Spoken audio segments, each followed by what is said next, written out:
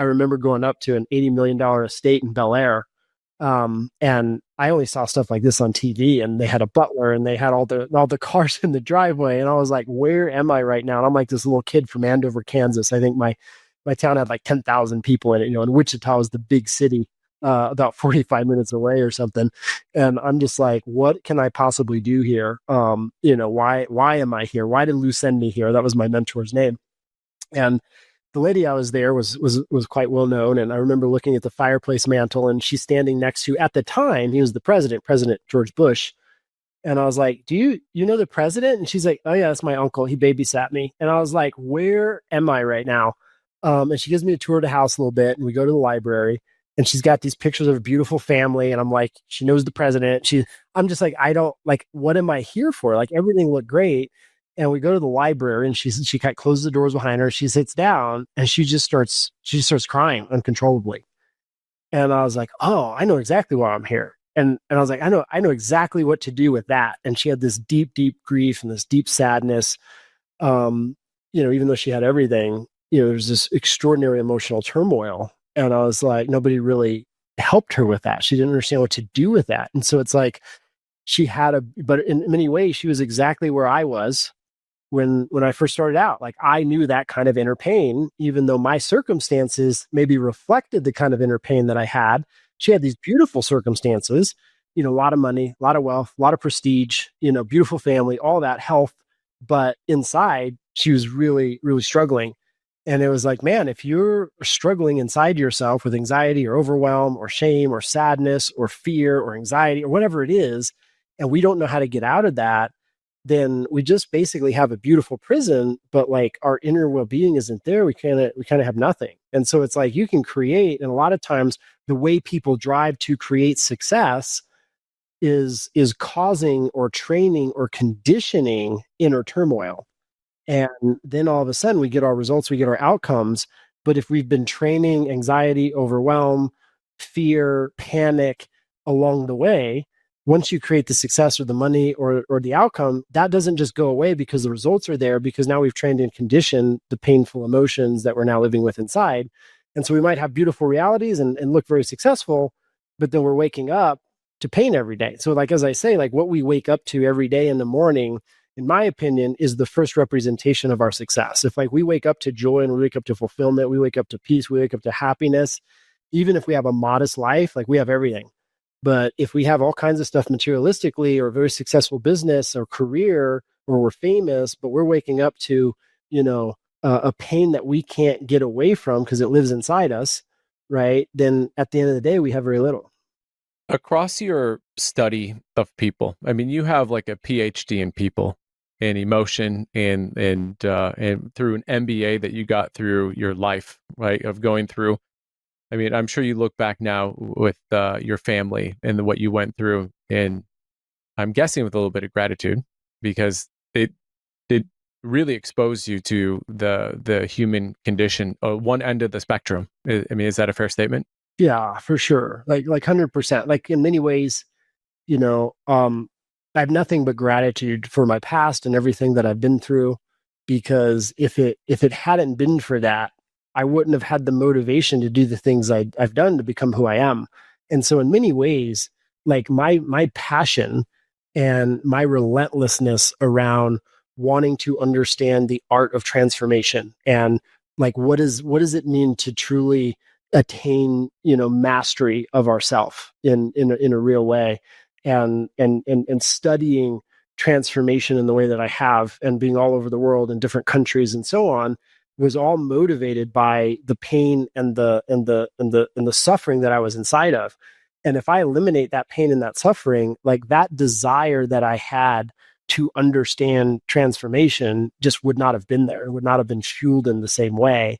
And so in so many ways, it's like I can look at every challenge in my past and things that I moved through and what happened, and it made everything that I know today possible. And also it's like, I'm so grateful because the compassion that I have for other people today is because of the pain that I once knew, because there's nobody that I ever meet, no matter their circumstance, where I don't have compassion for what they're going through, number one, and love for who they are. And it's like, I know it's kind of weird to say, but it's like, I think a lot of people think love is just this like natural thing that we do as human beings. But what I find is that love, especially unconditional love, the highest form of love, we kind of earn that. We got to train that. And it's forged through fire. And it's like, because it's like, if, I remember early on, I was like, hey, if I like have people who are unkind to me, right? Or people that did me wrong. I remember one of the earliest things that taught me this was, when we were all living together and we were all doing the drugs and drinking and all the stuff, like my best friend at the time, slept with my girlfriend at the time. And like, that was like, I thought my life was over, right? Because I was headed over heels in love, back then, and all this kind of stuff. And like back then I kind of had two emotions. It was like I was fine, and then it was like rage. And I got in a lot of fights, and there was a lot of violence and that kind of thing. And I just remember this blinding rage that like I lived with every day. And I remember it hit me. And one of my first mentors was like, your job is to get to a place where you can think of your ex, and you can think of your, your friend. This person used to be your friend that you called one of your best friends, and you can feel nothing but compassion and love for who they are and where they are. And I remember when I was when somebody first shared this idea with me, I thought they were insane. I was like, number one, they don't deserve it. Number two, do you not understand what just happened and what I'm going through? Right.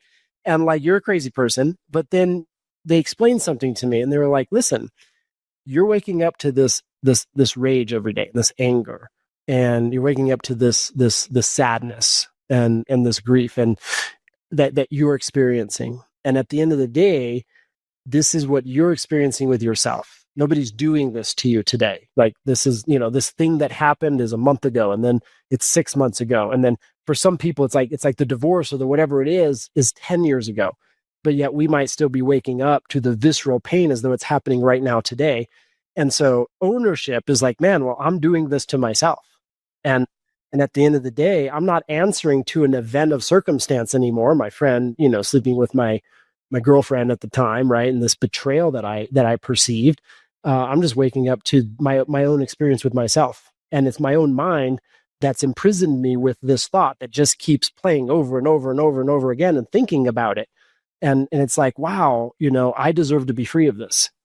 And then that was when I realized, like, oh, if I can get to a place where I can hold love and compassion for the two of them, then I'll wake up to love and compassion for myself. And so I'm not actually doing this for them or because they deserve it. I'm first doing this because I deserve to know this love and compassion that I want to know for myself. I want to be free of this pain. And so then I started breaking it down, and I started looking for it. I remember asking a question, why is it that I can hold compassion for them, or why do they deserve compassion from me? And I asked this question, right? It occurred to me. I was like, why do they deserve compassion from me, despite what they did? And then, like, all of a sudden, the answers started to come. Well, we were all in a terrible environment, and we all grew up in pretty abusive realities, and we were all suffering, and we were all drunk and high most of the time, and maybe not even coherent with what was going on, and we were kind of sharing in this pain together. So of course we behaved in ways that were going to be painful to each other. That didn't start with us. It came from where we came from, in our upbringing, in our environments. And so in some ways, it's like these decisions we were making weren't even our fault, because we weren't set up to make different choices and decisions. And so I could have compassion for their environment, and I could have compassion for the pain they were in, and that I was in, and that I was sharing in with them. And so it's like, man, they're not at fault fully for this thing. Like, I contributed in some ways. And all of a sudden I could start finding ways to have compassion for them. And it was like, man, I have somebody that took me under their wing to help me learn a different way, and they don't have that right now. And so I have compassion that they still are in the pain that they know, and they don't have a vehicle to leverage like I was presented with.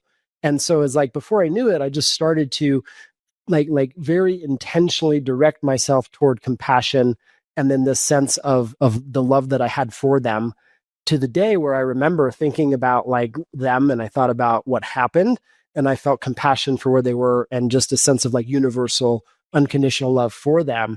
And it was in that moment that I realized, like, oh, I'm free. Like, I don't have any money right now. I don't have a business.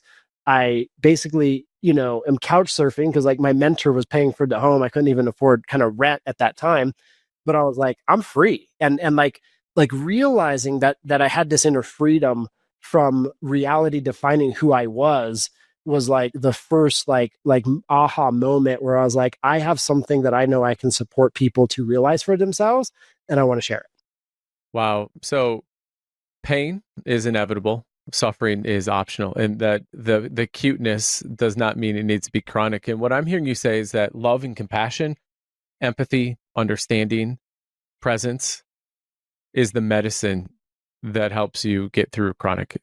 Is that fair? Yeah, I think so. And and it's something that we have to cultivate, we have to train, we have to develop like any other muscle. It's not just gonna happen. It's not just gonna be there, right? It's like we have to understand, how do we nurture compassion? How do we become a compassionate person? And how do we become a loving person? How do we become a joyful person?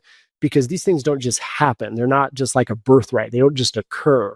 They're not quote unquote natural. Matter of fact, if we look at like kind of how the nervous system works, unfortunately we have a fear bias, right? We have a pain bias, because if we look at our nervous system works, right, fight or flight, like we always prioritize survival. It's like our brain is always looking for the threat, like where's the threat and how do I avoid it? Where's the threat that's going to cause me pain and how do I avoid it? So we actually actually are disposed with a natural negative bias, actually, if we really understand how we're made up. And so it's like I'm always looking for the thing that's going to cause me pain and how do I avoid it, which usually causes pain, anxiety or fear or sadness, etc., in the attempt to avoid it. And so it's like we have to understand that that's actually our kind of our nature, if you will. And okay, well, how do we leverage our nature, or how do we get into a discipline of practice and training and cultivation where we can make our nature that of compassion or that of love, as opposed to our disposition to that negative bias, if that